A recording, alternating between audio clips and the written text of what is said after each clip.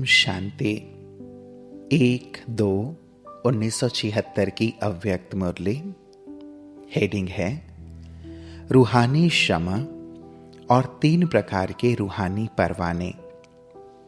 सर्व प्रकार के चक्करों से छुड़ाकर चक्रवर्ती महाराजा बनाने वाले सदा जागती ज्योति रूहानी क्षमा परमपिता शिव बोले, आज रूहानी क्षमा रूहानी परवानों को देख रही है।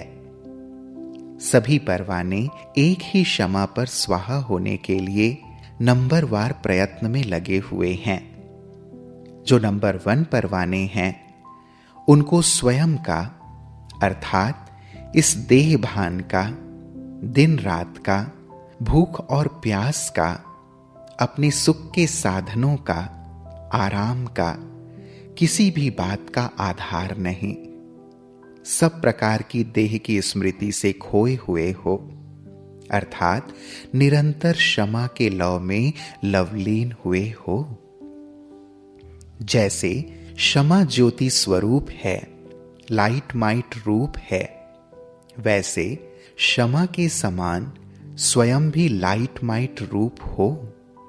दूसरे प्रकार के परवाने क्षमा की लाइट और माइट को देखते हुए उसकी तरफ आकर्षित जरूर होते हैं, समीप जाना चाहते हैं, समान बनना चाहते हैं, लेकिन देह भान की स्मृति व देह के संबंध की स्मृति, देह के वैभवों की स्मृति, देह भान के वश तमोगुणी संस्कारों की स्मृति समीप जाने का साहस व हिम्मत धारण करने नहीं देती है। इन भिन्न भिन्न स्मृतियों के चक्कर में समय गंवा देते हैं।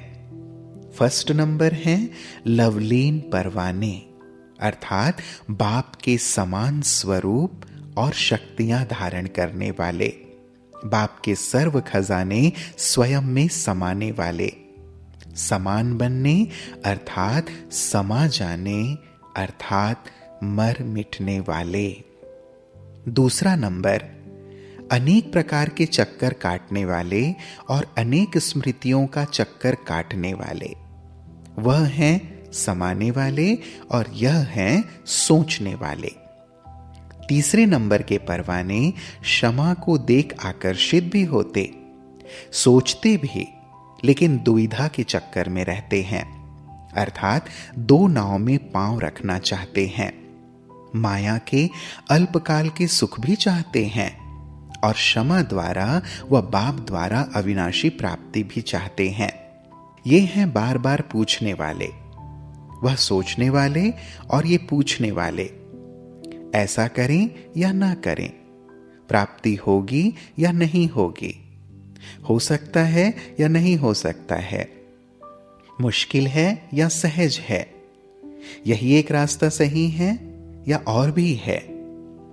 ऐसे स्वयं से व अन्य अनुभवी आत्माओं से पूछने वाले। इच्छा है, लेकिन इच्छा मात्रम अविद्या होने का साहस ही नहीं है।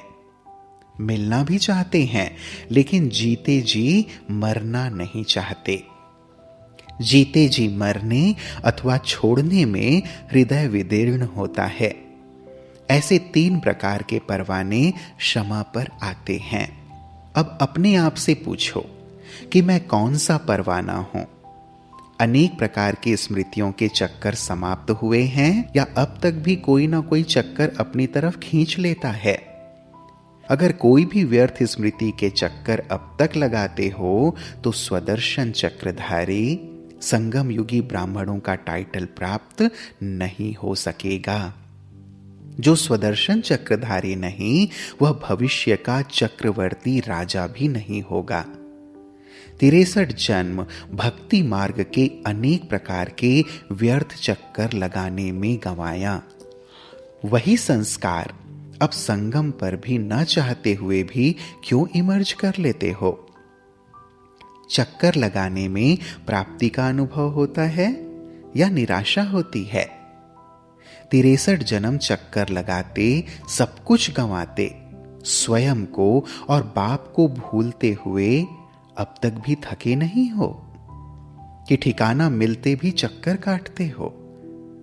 अविनाशी प्राप्ति होते विनाशी अल्पकाल की प्राप्ति अब भी आकर्षित करती है? अब तक कोई अन्य ठिकाना प्राप्ति कराने वाला नजर आता है क्या? या श्रेष्ठ ठिकाना जानते हुए भी अल्पकाल के ठिकाने आईवेल अर्थात ऐसे समय के लिए बनाकर रखे हैं? ऐसे भी बहुत चतुर हैं। लेने के समय सब लेने में होशियार हैं, लेकिन छोड़ने के समय बाप से चतुराई करते हैं। क्या चतुराई करते हैं? छोड़ने के समय भोले बन जाते हैं, पुरुषार्थी हैं, समय पर छूट जावेगा, सर्कमस्टांसेस ऐसे हैं, हिसाब किताब कड़ा है, चाहता हूं लेकिन क्या करूं, धीरे धीरे हो ही जाएगा। ऐसे भोले बन बातें बनाते हैं।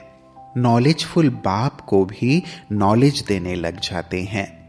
कर्मों की गति को जानने वाले को अपनी कर्म कहानियां सुना देते हैं और लेते समय चतुर बन जाते हैं। चतुराई में क्या बोलते हैं?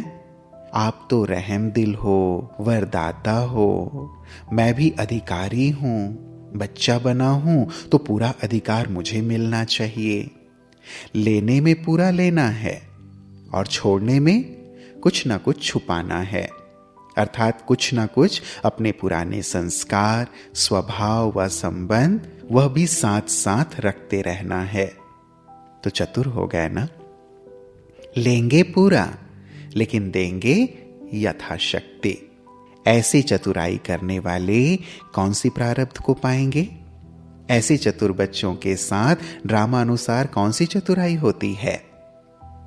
स्वर्ग के अधिकारी तो सब बन जाते हैं, लेकिन राजधानी में नंबरवार तो होते ही है ना। स्वर्ग का वर्षा बाप सबको देता है, लेकिन सीट हरेक की अपने नंबर की है। तो ड्रामा अनुसार जैसा पुरुषार्थ वैसा पद स्वतः प्राप्त हो जाता है। बाप नंबर नहीं बनाते, किसी को राजा का, किसी को प्रजा का ज्ञान अलग अलग नहीं देते, किसी को सूर्यवंशी, किसी को चंद्रवंशी की अलग पढ़ाई नहीं पढ़ाते, किसी को महारथी, किसी को घोड़े सवार की छाप नहीं लगाते। लेकिन ड्रामा के अनुसार जैसा और जितना जो करता है वैसा ही पद प्राप्त कर पाता है। इसलिए जैसे लेने में चतुर बनते हो, वैसे देने में भी चतुर बनो, भोले ना बनो। माया की चतुराई को जानकर माया जीत बनो। चेक करो कि एक यथार्थ ठिकाने की बजाय और कोई अल्पकाल के ठिकाने अब तक रह तो नहीं गए हैं, जहां न चाहते हुए भी बुद्धि चली जाती है। बुद्धि के कहीं जाने का अर्थ है कि ठिकाना है, तो सब हद के ठिकाने चेक करके अब समाप्त करो, नहीं तो यही ठिकाने सदा काल के श्रेष्ठ ठिकाने से दूर कर देंगे। बाप श्रीमत स्पष्ट देते हैं कि ऐसे करो, लेकिन बच्चे ऐसे को कैसे में बदल लेते हैं।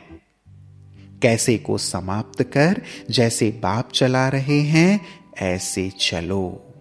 अच्छा, क्षमा समान light house, might house number 1 परवाने अनेक चक्कर समाप्त कर स्वदर्शन चक्रधारी बनने वाले, विश्व के मालिक बनने के अधिकार को प्राप्त करने वाले, बाप की श्रीमत पर हर कदम उठाने वाले, ऐसे कदमों में पद्मों की श्रेष्ठ कमाई जमा करने वाले, सदा लवलीन रहने वाले परवानों को बाप क्षमा का याद प्यार और नमस्ते। हम सभी रूहानी परवानों का प्राणेश्वर क्षमा बाबा को याद प्यार और नमस्ते नमस्ते नमस्ते। शुक्रिया बाबा, शुक्रिया। ओम शांति।